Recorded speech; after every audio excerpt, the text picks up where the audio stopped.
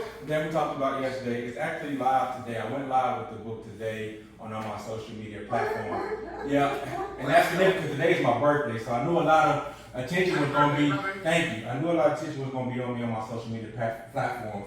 So I said, let me drop the book so while people are already on my page. So, and people are buying the book as well. So my question is, how do I keep the traffic going, interest up for sales?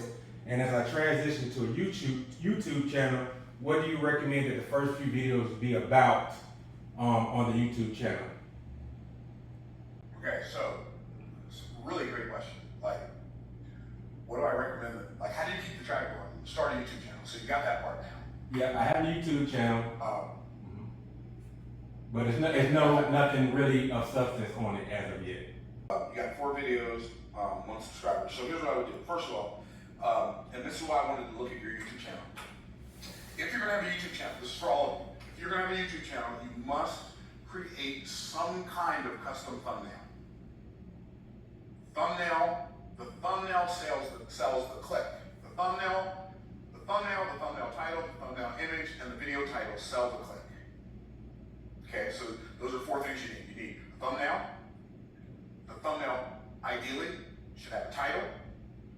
The thumbnail, the video needs a title, and you need to have a look. Like your thumbnail needs to have a look.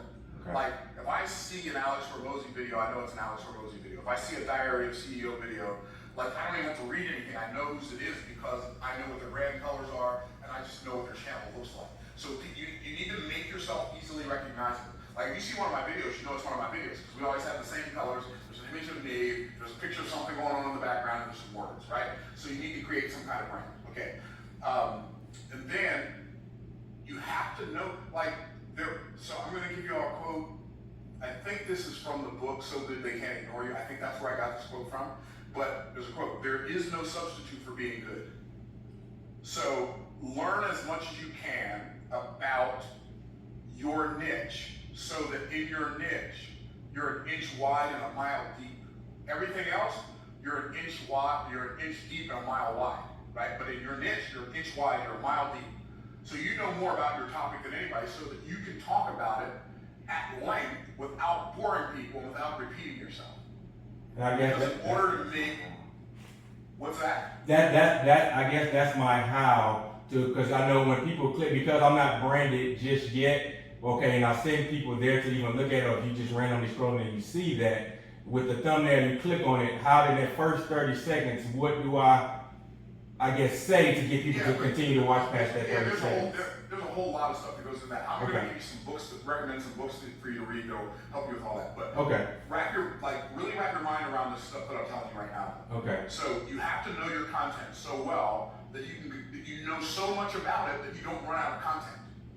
Because your video, in order to monetize a long form video on YouTube, ideally it needs to be 8 minutes. Now you monetize a video just a little shorter than that, but ideally 8 minutes, okay? I would recommend if you're just starting on YouTube to make your videos no shorter than 8 minutes for long form, no shorter than 8 minutes, no longer than 12, okay?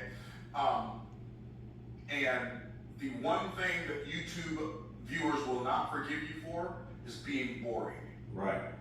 So you gotta know your stuff, you gotta pop it out. It's gotta be good and sound good, not just be good, not just sound good. Like junk that sounds good is still junk.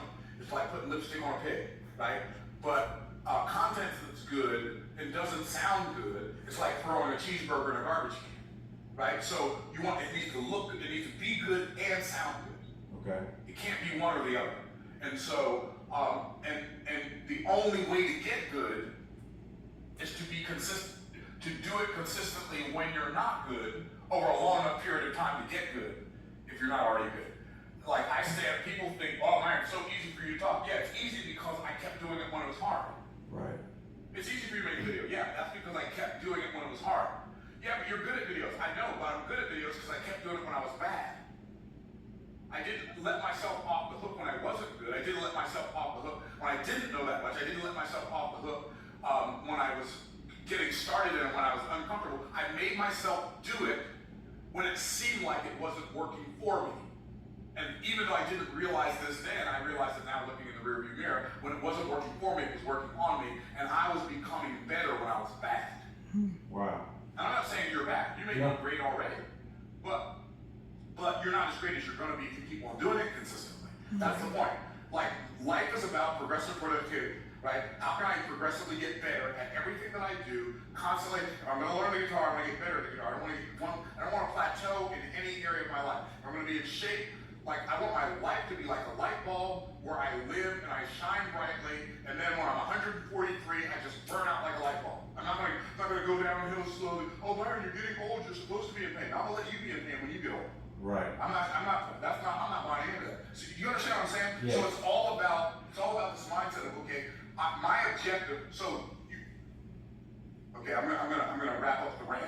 Okay. No, I'm soaking it up. I'm gonna put a bow on it.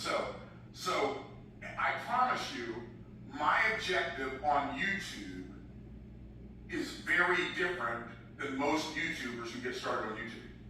Most YouTubers want views and subscriptions and likes and brand deals. I don't care about any of that stuff. I mean, I like it, obviously. But you know what my primary objective is? My primary objective on YouTube is to get better at YouTube every time I do a YouTube video. And I decided when I started on YouTube 2 years ago, I'm going to do at least one video a week for 10 years and see where that leads me. Well, then it turned into 2, then it turned into 3, then it turned into a video every day, either a long form or short form every day. And so now, like I've only been, I'm 2.5 years in, well, not even quite 2.5 years in, but let's call it 2.5 years. So I got 7.5 more years to see if I can get good at this thing. And I'm not attempting to be humble. I'm not trying to act like I'm I know I'm not my definition of good yet on YouTube. I may be your definition, but I'm not my definition of good. So my purpose for doing YouTube is to get better at it. If I happen to sell some books, if I happen to sell some coaching, if I happen to sell some challenge tickets, while I'm getting better, that's a bonus. But my purpose is to get so good at it that eventually I can just say, hey, I'm going to Santorini, Greece. Whoever wants to meet me in Santorini, Greece, you pay $1,000 for a ticket, and 10,000 people show up. I think you're already there, but yes. Thank you for that. But I don't even think I'm close. So do you see what I'm saying? Yes. So have a standard for yourself. It's not because I want to humiliate myself and I think, oh, Myron, you're so terrible. I'm not terrible. I'm just not good yet. But I'm gonna be. And when I get good, I will know it. So hopefully that helps. Perfect. Thank you, sir. Thank you. Awesome. Next we have Sheeta 3.